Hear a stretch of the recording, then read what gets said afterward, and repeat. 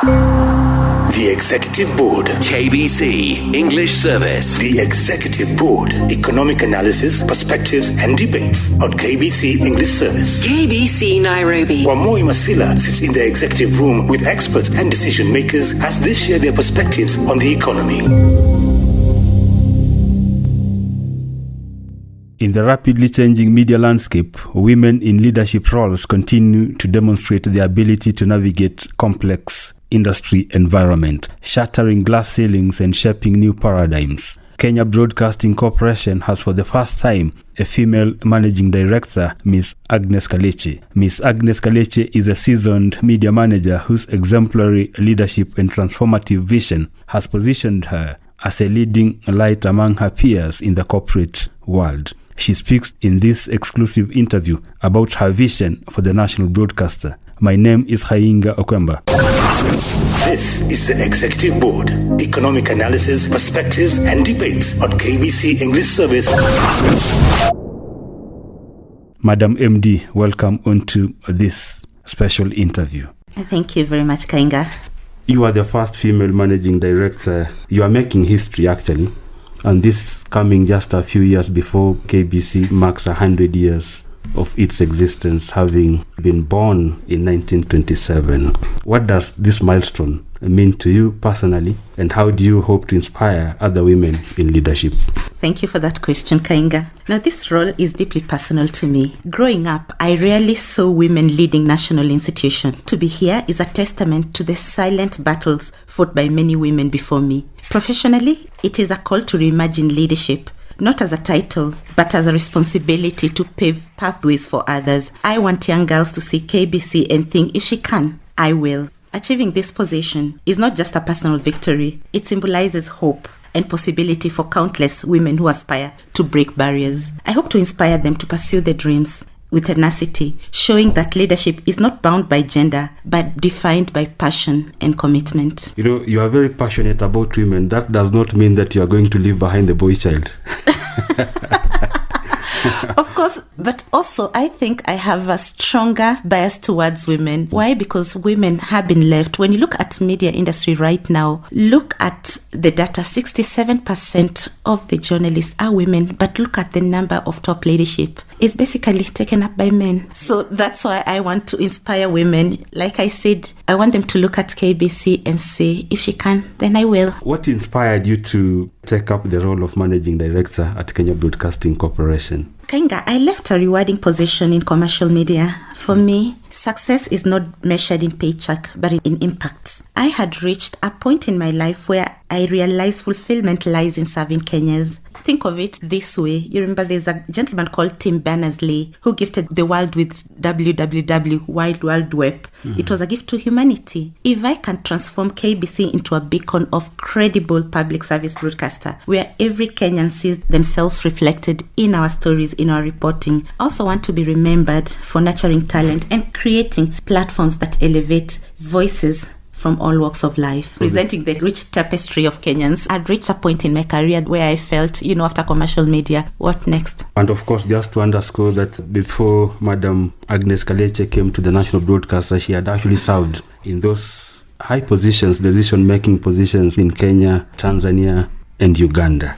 Yes. So would you, Madam MD, share very briefly the principle that guide your leadership approach? For me, my leadership is grounded in empathy, transparency, and collaboration. I ascribe to 3 pillars of leadership. 1, servant leadership, putting my team first. 2, transparency, no closed door decision. And 3, agility, especially in this changing media environment. We have to swiftly change. At my previous role in Uganda and TZ, we adapted the Microsoft growth principle, which increased productivity. If KBC will embrace this ethos, which is that you learn it all instead of being a know-it-all, I believe intelligence can be developed through perseverance and hard work. I believe in continuous learning, and that's where we adopted that principle in Uganda and Tanzania. And you can see productivity grew threefold. I see that KBC adapting to that ethos. So what is your vision for the national broadcaster? Very simply,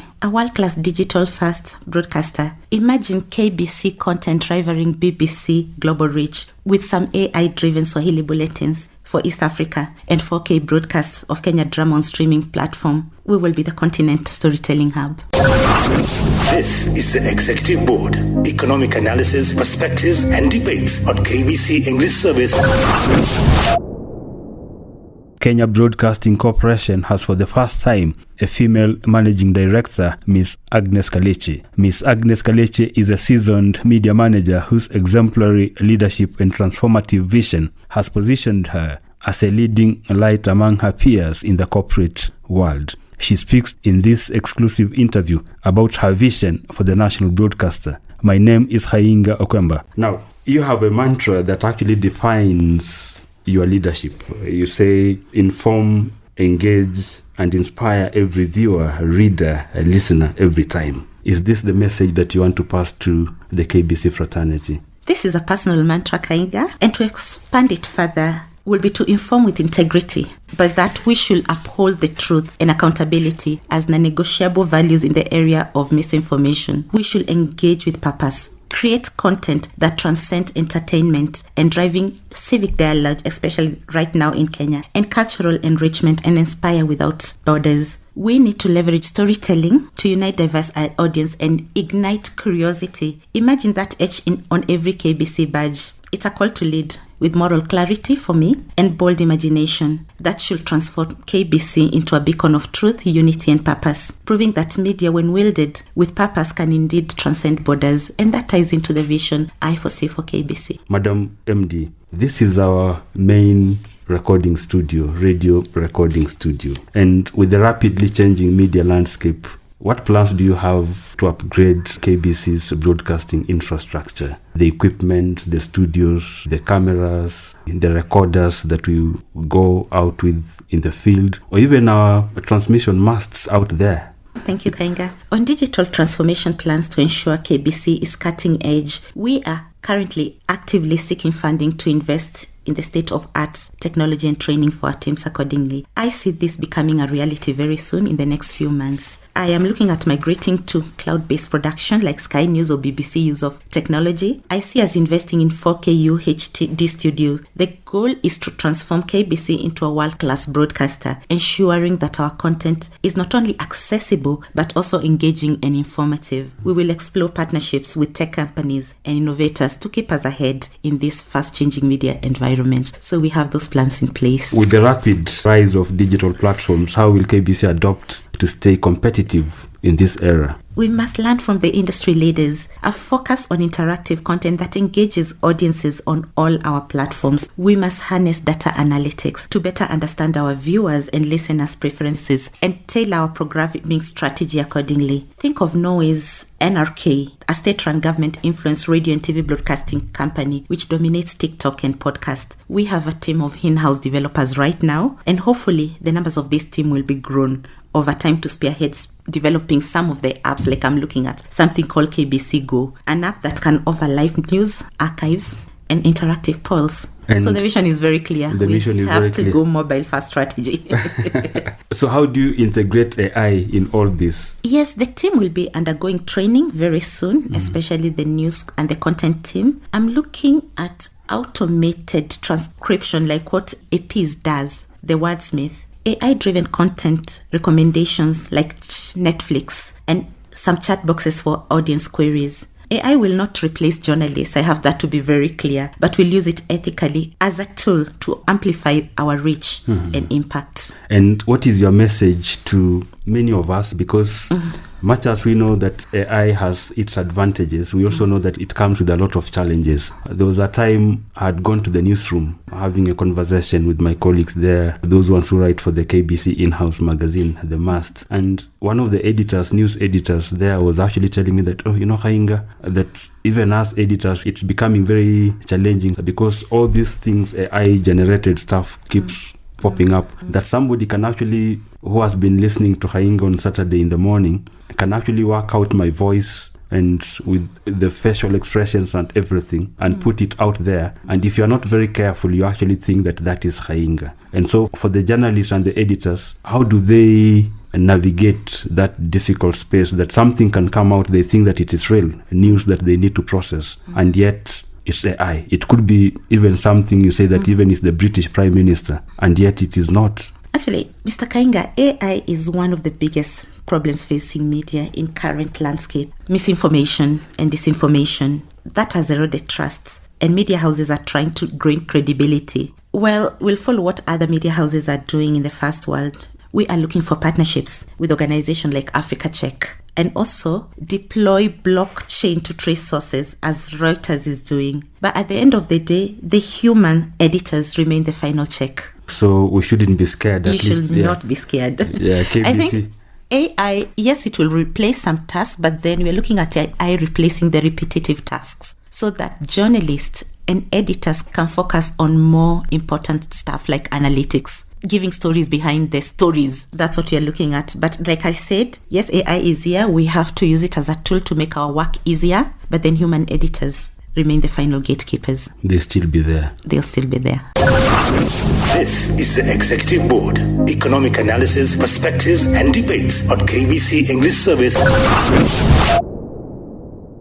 You touch on this in your own mantra where you say that you engage directly with the listener, the viewer, and the reader. So what new strategies do you have for KBC to ensure its programming continues to reflect and resonate with Kenya's diverse cultures and demographics? Audience engagement and content innovation, it's very important for us as audience preferences have completely shifted and changed. We will actively engage with communities to understand their stories and aspiration. Our content as KBC, looking at our mandate, must reflect the Kenya-rich tapestry of culture and voices. I want us to develop new formats like community-driven storytelling and partnership with local artists that you go through our studio Mashinani. That's a beautiful project that has been spearheaded by the ministry through KBC. For youth, I'm looking at us launching youth-led podcasts in Sheng and local languages, akin to NPR's Tiny Desk series and BBC Users' contribution that has been successful. And I see that taking a wave in Kenya.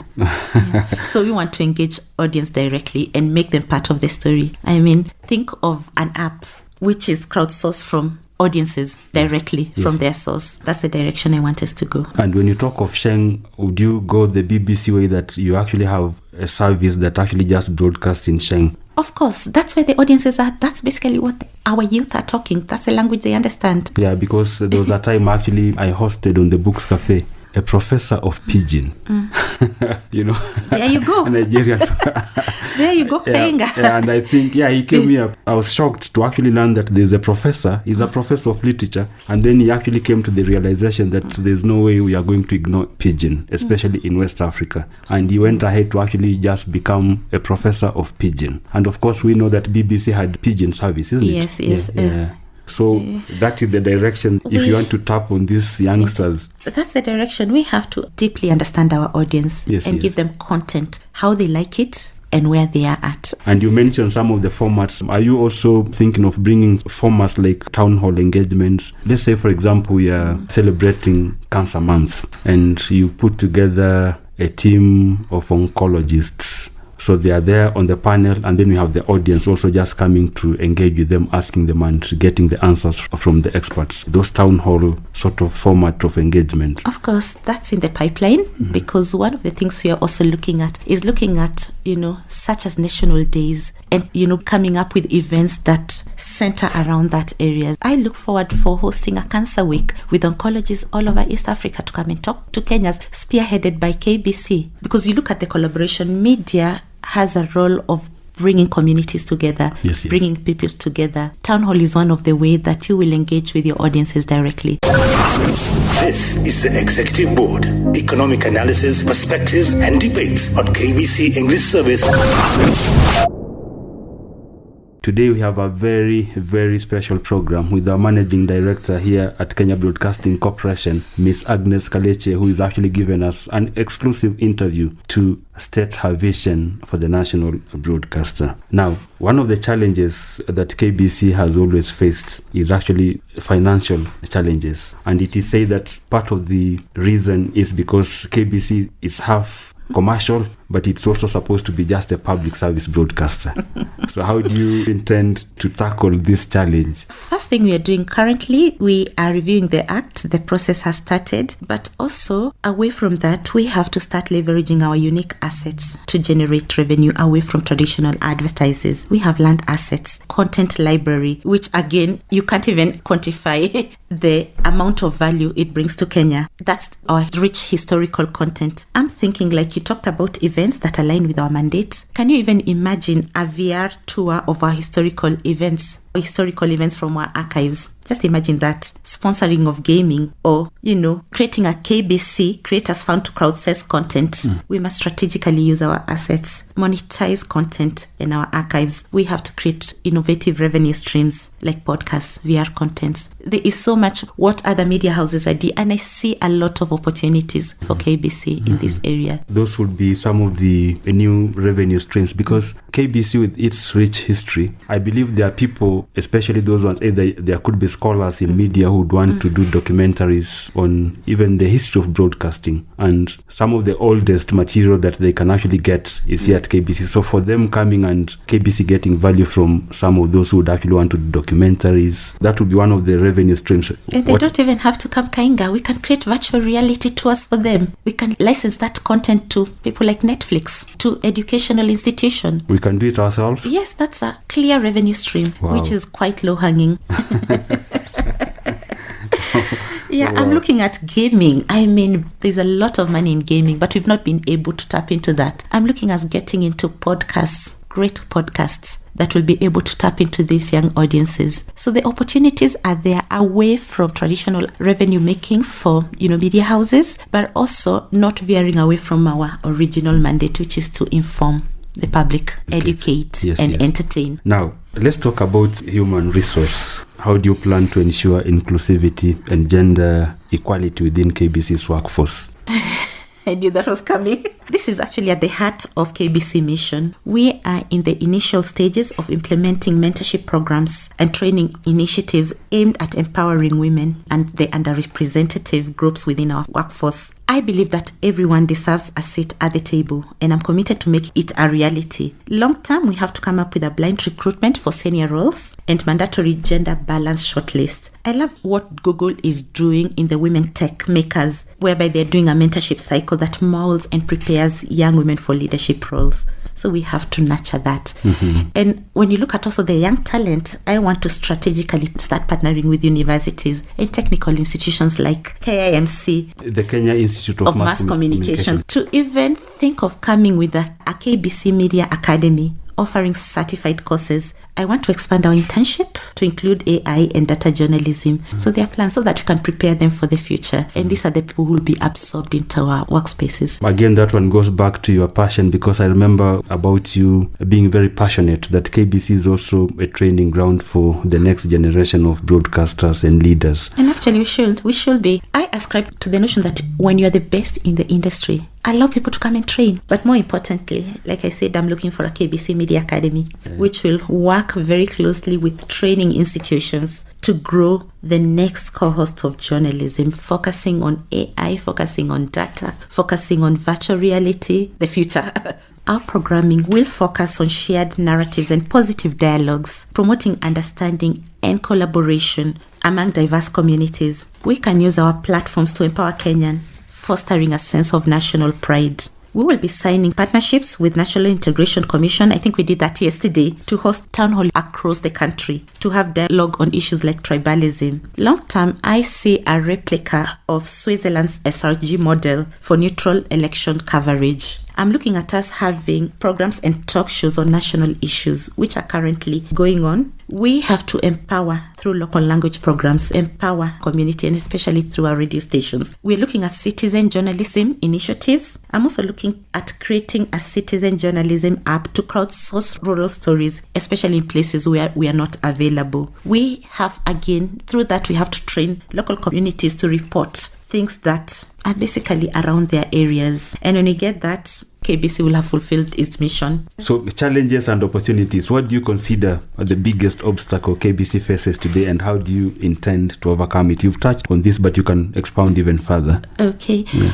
Well, I see several challenges or obstacles. One, financial constraint and over-reliance on government subsidies. This limits investment in that we cannot even afford modern infrastructure, talent and content. Because of this, we cannot compete with private broadcasters whose budget for premium content is quite high. I see solution. It's a challenge, but I see solution. One solution is that we can diversify our revenue stream. And one of the ways we can do that is launch a subscription-based model, maybe a KBC Plus streaming service for premium content. Because I feel we have a lot of content, but we are not monetizing in. We also have to expand our partnerships with private sector advertising. And we have a rich archival, the rich library that we have. We have to monetize that. I talked about the act which we are amending to enable us lobby for sustainable funding model. That is partial commercialization and partial and, a percentage coming from the government. I'm looking at reviewing a percentage from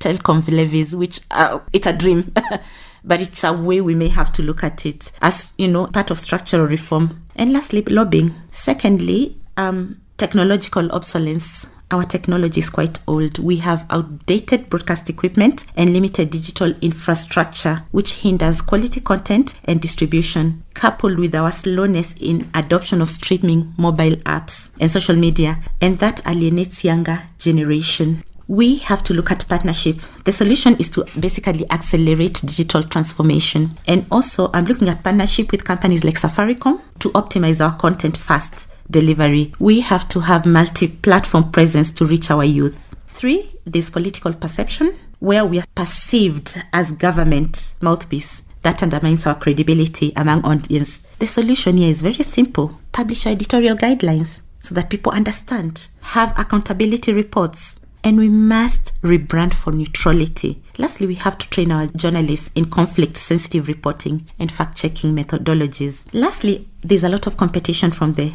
private broadcaster, which dominate audience attention. Our content is seen as stale, even from the public perception, or irrelevant, especially to the youth and niche demographics. We have to create our own blue ocean. One, I see as positioning KBC as the go-to source for civic education, something we are very strong at. We can create programs explaining on devolution and constitutional rights. Lastly, there's a lot of talent drain and skill gaps. We are unable to retain talent because of all these problems, financial, technological, and even we can't attract tech experts due to low salaries. I'm looking at introducing a performance-based incentive and clear career progression guidelines. The process has started.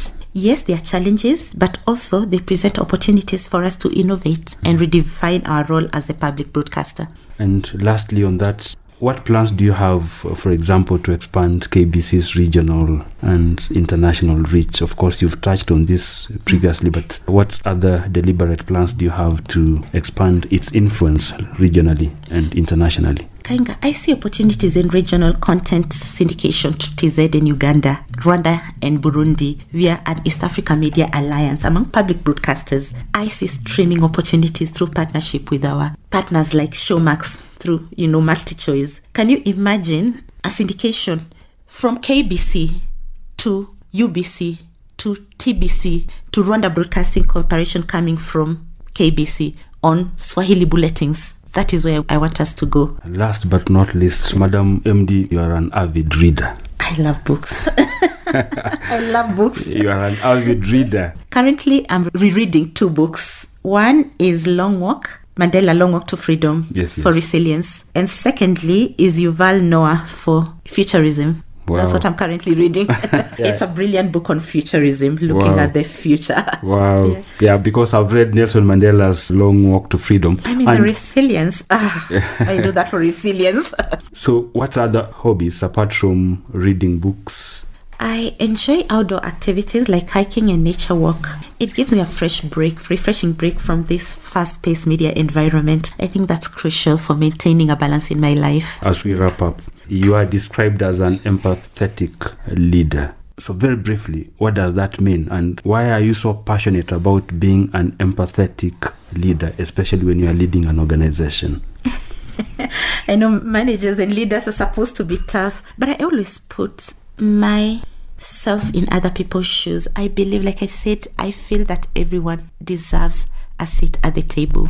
And you might get, staffing whereby they have never been considered. But then when you look at them, they have so much talent. They have so much passion. They have so much to give the corporation. So I always put them in their shoe. And I was in such a situation where I felt that I had a lot of talent that was not brought out. So I always put myself in other people's situation and want to treat them and bring out the best in them. And that's where I think it comes from. It's both historical and I think inborn. Yeah. I've heard it from our managing director of Kenya Broadcasting Corporation, Miss Agnes Kalekye. She actually makes history as the first female managing director of Kenya Broadcasting Corporation. Is it 62 years later? That is an indictment, but also a celebration. It's coming when we are marking 30 years of that watershed, a day when women converged in Beijing to chart the future for women. And here at KBC, we are proud today that we have a female managing director at Kenya Broadcasting Corporation. So KBC is a leader in many ways. Madam MD, thank you so much for creating time and coming onto our program here at KBC English Service. Thank you very much for having me, Kainga. KBC English Service. The Executive Board is also available as a podcast on www.kbc.co.ke. KBC Nairobi.